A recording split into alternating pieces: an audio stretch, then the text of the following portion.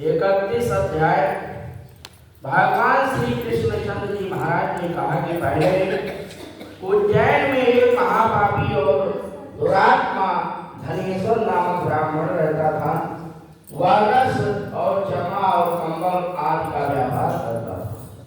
वैश्यगामी था और मद्यपान आदि बुरे कर्म किया करता था।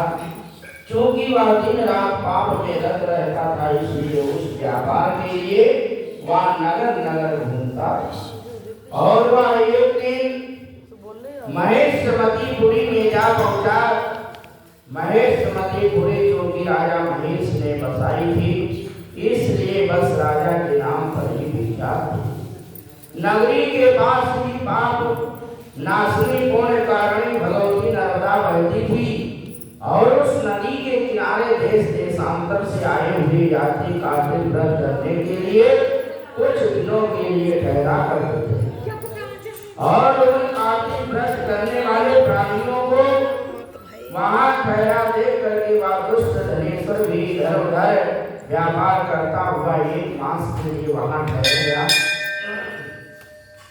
और अपने माल को बेचता हुआ वह नर्मदा नदी के तट पर घूमता हुआ ब्राह्मणों को देव पूजा में अक्सर लगा हुआ वह देखता कि कोई तो पुराण पढ़ रहा है और कोई सुन रहा है, कोई भगवत कीर्तन कर रहा है, कोई भजन सुन रहा है, कोई ध्यान में लीन है और कोई तुलसी की माला धारण किए हुए बस इसी तरह भागवत भक्तों के बीच में रहा और वैष्णव के दर्शन करता रहा और उनको स्पर्श करता रहा और उनसे वार्तालाप करता रहा और भगवान विष्णु के नाम स्मरण के गुण का अर्जित करता रहा।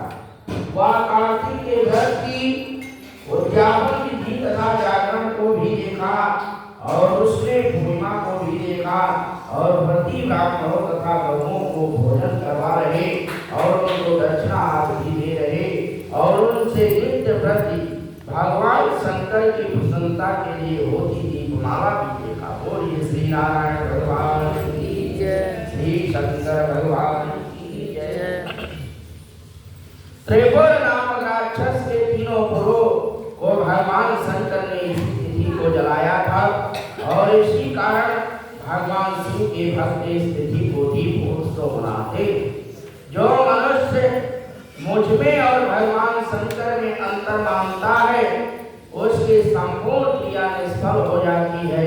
धनेश्वर वहां की पूजा विधि देखता हुआ इधर उधर घूम रहा था कि उसे एक काले सर्प ने काट लिया और वह भूमि पर गिर पड़ा और उसकी यह दशा देख करके वहां के दयालु भक्तों ने उसके चहुं ओर से घेर लिया और उसके मुंह पर तुलसी दल मिश्रित जल के छींटे देने लगे और जब उसके प्राण निकले तो यम के दूत उसे बांध करके मोड़ों से मारते हुए बोलिए श्री लक्ष्मी नारायण भगवान की जय। उसे देख करके चित्रगुप्त ने यम से कहा इसने बाल्यकाल से लेकर के आज तक बुरे काम ही किए हैं और इसके जीवन में पुण्य को लेस मात्र दिखाई नहीं देता।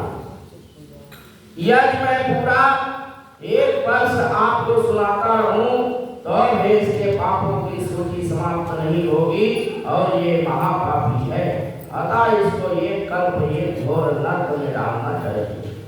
चित्रगुप्त की बात सुन करके यमराज ने बड़े क्रोध में भर करके उसको अपना काल देव के समान भयंकर रूप दिखाते हुए अपने अनुचरों को आज्ञा दी और उसने कहा कि हे प्रेत सेनापतियों, इस दुष्ट मूर्ति को मुक्तरों से मारते हो कुंभी पाप न करे भेंटो।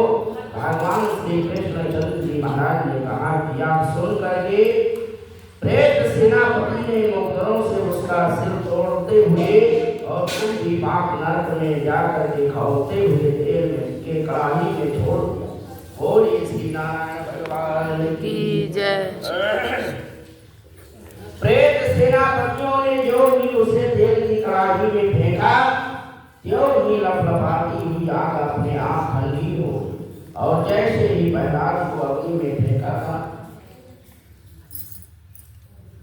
वह अग्नि ठंडी हो गई थी और यह विचित्र घटना करके प्रेत सेनापतियों ने यमराज के पास जाकर के सारा वृत्तांत कहा और यमराज भी सारा हाल सुन करके आश्चर्यचकित रहे और धनेश्वर को अपने पास बुला करके स्थिति पर विचार करने लगे कि उसी समय नारायण नारायण नारायण कीर्तन करते हुए देव नारद भी वहां पहुंचे। बोलिए श्री लक्ष्मी नारायण भगवान की जय। और यमराज से कहने लगे कि हे अरुण नंदन, यमराज या ब्राह्मण नरक में डालने जाने के योग्य नहीं है, क्योंकि इसने अंत समय में कुछ शुभ कर्म किए हैं जो कि नरक यातना को नष्ट करने वाले। जो लोग भगवत भक्तों का दर्शन करते हैं और उनसे वार्तालाप करते हैं और उनका स्पर्श करते हैं, चाहे उन्होंने कोई पुण्य कर्म ना किया हो, सहज स्वर्ग के अधिकारी हो जाते हैं। अतः धनेश्वर भी पुण्यात्माओं के संग व स्पर्श के स्वर्ग का अधिकारी हो गया है। यह पुरात्मा है और इसे यक्ष योनि को और केवल इसे पाप भोग करने वाले नरक दिखा दो। श्री कृष्ण भगवान कहते हैं कि जब देव ऋषि नारद ऐसा कह करके चले गए तो धनेश्वर को पूर्ण आत्मा समझते हुए यमराज के दूतों ने उसे नरक दिखाने की आज्ञा दे दी। बोलिए श्री लक्ष्मी नारायण भगवान की जय। श्रीमन्नारायण नारायण नारायण भगवान नारायण नारायण नारायण विष्णु नारायण नारायण नारायण लक्ष्मी